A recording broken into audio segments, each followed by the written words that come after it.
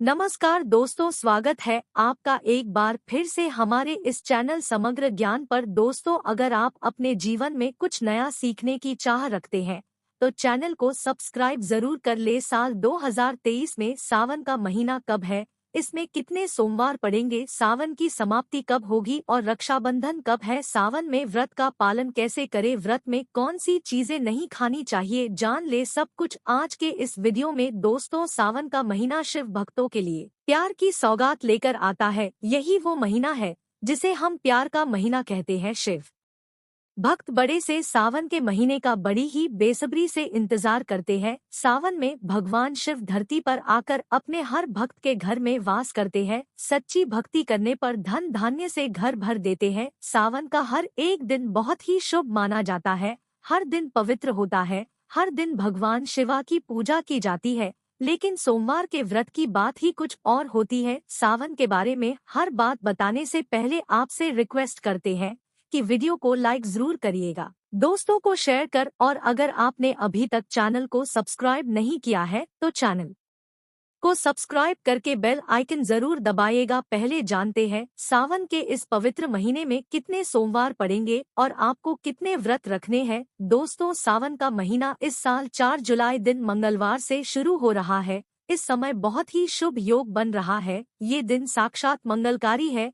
इस दिन आप भगवान शिवा की पूजा जरूर करें। 4 जुलाई से शुरू हो रहे सावन के इस बार शिवजी की अधिक कृपा बरसेगी, क्योंकि इस साल कुल 8 सावन सोमवार के व्रत हैं। 4 सावन सोमवार व्रत और 4 सावन अधिक मास व्रत इस बार मलमास या पुरुषोत्तम मास होने की वजह से 4 नहीं बल्कि 8 सोमवार के व्रत किए जाएंगे। पहले सोमवार का व्रत 10 जुलाई को, दूसरे सोमवार का व्रत 17 जुलाई को, तीसरे सोमवार का व्रत 24 जुलाई को, चौथे सोमवार का व्रत 31 जुलाई को, पांचवा व्रत 7 अगस्त को, छठे सोमवार का व्रत 14 अगस्त को, सातवें सोमवार का व्रत 21 अगस्त को और आठवें सोमवार 28 अगस्त को रखा जाएगा। ऐसे में इस बार सावन पूरे 2 महीने तक रहने वाला है, यानी पूरे 58 दिन, ना कम ना ज्यादा। भगवान भोलेनाथ आपके घर में स्थायी रूप से वास करने वाले हैं, तो ऐसे में दिल खोलकर भगवान शिव की उपासना और भक्ति में लग जाए। दोस्तों, ये शुभ संयोग पूरे 19 सालों के बाद बना है। सावन का पहला सोमवार 10 जुलाई को पड़ेगा। इस दिन आप व्रत जरूर रखें। भगवान भोलेनाथ आपकी सभी मनोकामनाएं जरूर पूर्ण करेंगे। सावन की समाप्ति 31 अगस्त को और रक्षाबंधन का त्योहार मनाया जाएगा 30 अगस्त बुधवार के दिन, यानी सावन समाप्ति होने से एक दिन पहले रक्षाबंधन का पर्व मनाया जाएगा। ऐसे में अब जान लेते हैं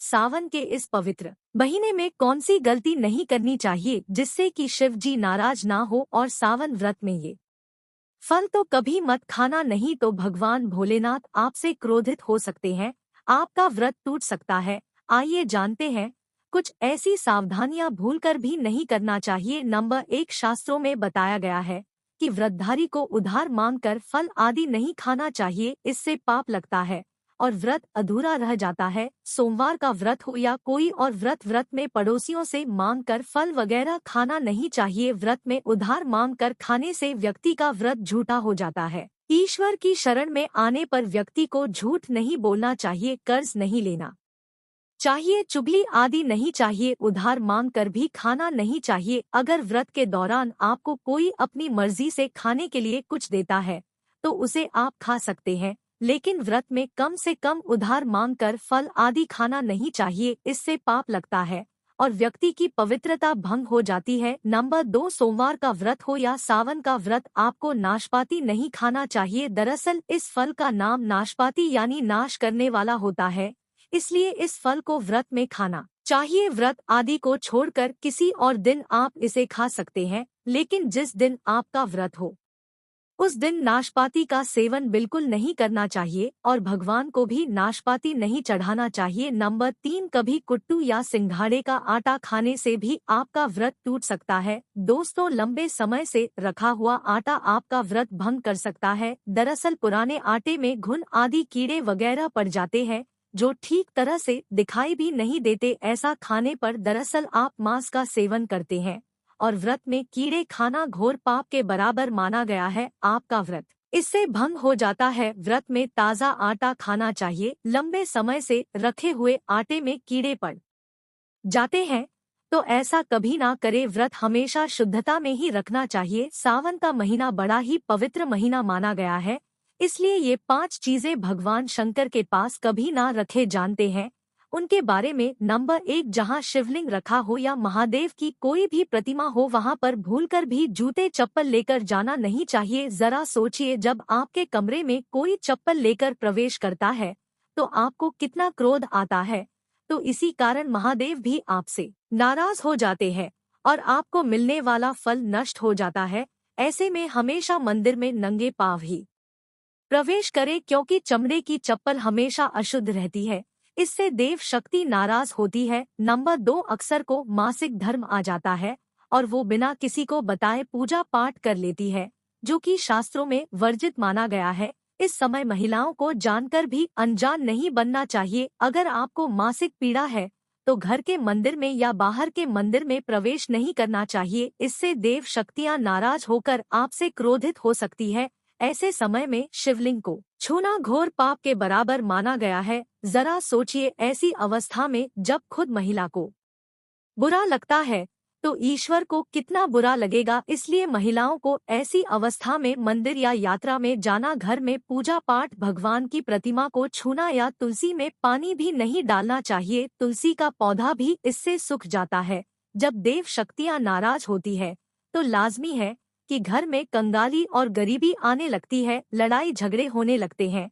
तो ऐसा कभी मत करना। नंबर 3, शास्त्रों में बताया गया है कि जहाँ होता है शिवलिंग वहाँ पर सभी देव शक्तियाँ सक्रिय रहती है। जिसके घर में शिवलिंग होता है वो व्यक्ति महादेव की कृपा सदैव पा लेता है। वास्तु शास्त्र के अनुसार शिवलिंग से हर वक्त ऊर्जा का संचार होता रहता है, इसलिए शिवलिंग पर जल धारा हमेशा होनी चाहिए जो ऊर्जा को शांत रखती है। कुछ लोग अपने घर में शिवलिंग तो रख लेते हैं, लेकिन वो कभी हफ्ते में एक बार जल चढ़ाते हैं, जो कि बिल्कुल भी अच्छा नहीं माना जाता। अगर आप जल नहीं चढ़ा सकते तो आप अपने घर में शिवलिंग कभी स्थापित ना करें, ऐसा गरुड़ा पुराना में बताया गया है। इससे उल्टा घर में विनाश होता है। नंबर 4, शास्त्रों में बताया गया है कि तुलसी और महादेव का बैर माना गया है, इसी कारण तुलसी में शिवलिंग और गणेश की प्रतिमा को नहीं रखा जाता। कई लोग जाने अनजाने में शिवलिंग को तुलसी में रख देते हैं और घर में परेशानियां आना शुरू हो जाती है।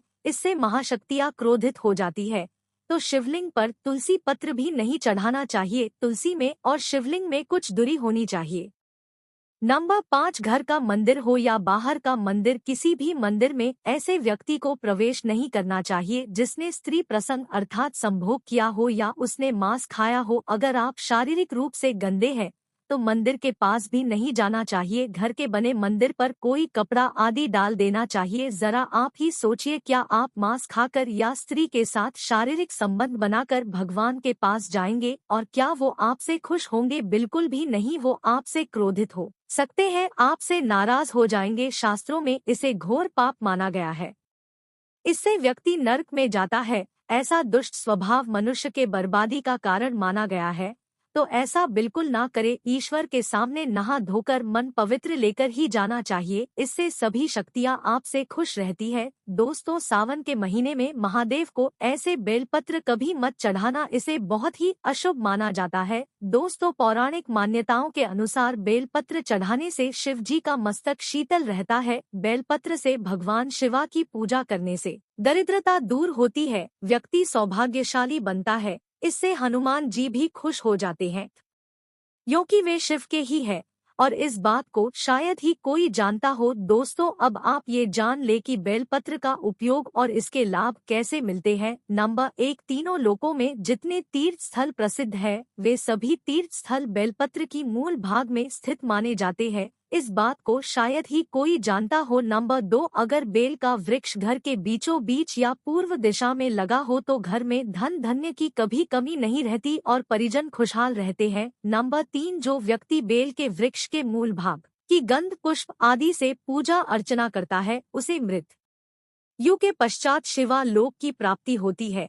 अब जानते हैं बेलपत्र से जुड़ी और कुछ खास बातें। दोस्तों, चतुर्थी, अष्टमी, नवमी, चतुर्दशी और अमावस्या इन तिथियों को, साथ ही संक्रांति के समय और सोमवार को बेलपत्र नहीं तोड़ना चाहिए। पूजा से एक दिन पहले ही बेलपत्र तोड़कर रख ले। दोस्तों, बेलपत्र कभी अशुद्ध नहीं होता। अगर आपको पूजा नया बेलपत्र नहीं मिल रहा है तो आप किसी दूसरे के चढ़ाए हुए बेलपत्र को स्वच्छ जल से धोकर भगवान शिवा को अर्पित कर सकते हैं। बेलपत्र में कम से कम 3 पत्तियां होनी चाहिए। कटी फटी पत्तियों का बेलपत्र भगवान शिवा को गलती से भी अर्पित मत करना। कटी फटी पत्तियों को अर्पित करने से शिवा का अपमान माना जाता है।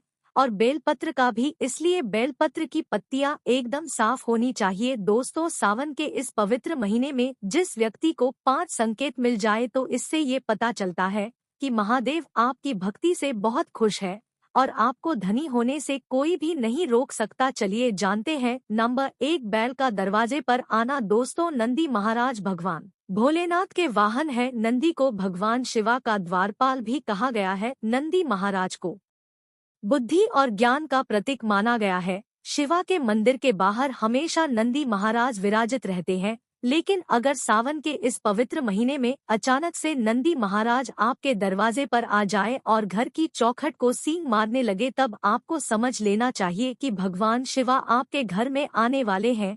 ये उनके आने का एक संकेत है। भगवान शिवा आपकी भक्ति से बहुत खुश है और आपके घर में खुशियां आने वाली है। आपको धनी होने से कोई नहीं रोक सकता। लेकिन याद रहे, नंदी महाराज को तिलक लगाकर मीठा भोग जरूर खिलाए। नंबर 2, सावन के पवित्र महीने में अचानक से आपके सपनों में अगर शिवलिंग दिखाई दे जाए, भगवान शिवा दिखाई दे, तो इससे आपको समझना चाहिए कि अब आपके जीवन से परेशानियों का अंत जल्दी हो जाएगा। भगवान शिवा आपकी सच्ची आराधना भक्ति से बहुत खुश है और वो आपके घर में आने वाले हैं। ऐसे में याद रहे, शिवा की भक्ति में कोई भी कमी ना आने दे। घर को गंदा ना रखे, क्योंकि आपके घर में भगवान शिवा पधारने वाले हैं। नंबर 3, शास्त्रों के अनुसार माना गया है कि नीलकंठ पक्षी भगवान शिवा का प्रतीक है। अगर आपके घर सावन के महीने में नीलकंठ छत पर आकर बैठ जाए तो उसे भूलकर भी मत भगाना, क्योंकि ये भगवान शिवा का प्रतीक माना गया है। ऐसे में आपको खुश हो जाना चाहिए, क्योंकि भगवान शिवा आपकी भक्ति से बहुत खुश है। शास्त्रों में बताया गया है कि नीलकंठ अगर मनुष्य के घर पर आकर बैठ जाए तो ये घर में साक्षात महादेव शिव के आने का संकेत है। अब आपके बुरे दिन जाने वाले हैं। कहते हैं भगवान श्री रामा ने इस पक्षी के दर्शन करने के बाद ही रावणा पर विजय हासिल की थी। नंबर 4, सावन के पवित्र महीने में घर में काला सांप निकल आए तो इसे बहुत ही शुभकारक माना गया है। इसे बिल्कुल भी ना माने।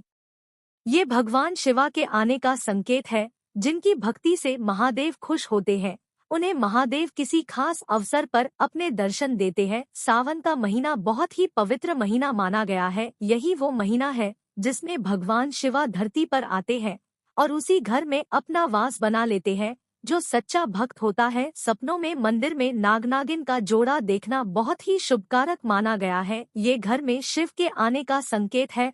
अब आपके खुश होने का समय आया है। नंबर 5, सावन के शुभ अवसर पर सोमवार के दिन डमरू की आवाज या घंटियों की आवाज सुनाई दे तो ये अत्यंत शुभकारी माना गया है। इसका अर्थ ये है कि भगवान भोलेनाथ आपसे खुश है और जल्दी आपके घर और जीवन में प्रवेश करने वाले हैं, जिससे आपका आर्थिक संकट दूर होकर जीवन में सुख समृद्धि आने वाली। महादेव आपसे बहुत खुश है। दोस्तों, महादेव की कृपा पाने के लिए एक बार भगवान शिवा का जयकारा जरूर लगाएं। हर हर महादेव। भगवान शिवा के लिए एक लाइक तो बनता है। उम्मीद करते हैं आपको जानकारी पसंद आई होगी। ऐसे ही धार्मिक जानकारी दिलाने वाले वीडियो देखने के लिए चैनल को सब्सक्राइब करें, बेल आइकन को प्रेस करें। धन्यवाद।